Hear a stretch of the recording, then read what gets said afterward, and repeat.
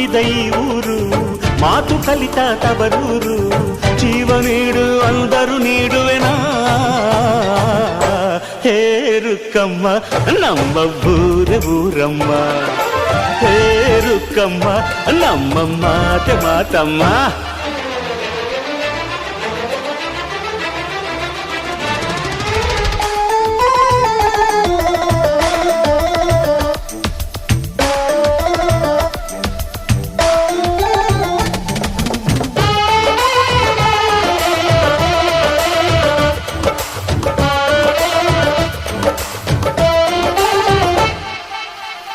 ಇಲ್ಲಿರೋ ಸೌಭಾಗ್ಯ ಎಲ್ಲೂ ಇಲ್ಲ, ಈಶ್ವರಿ ತಾಯಿ ಇರೋ ಊರೇ ಇದು.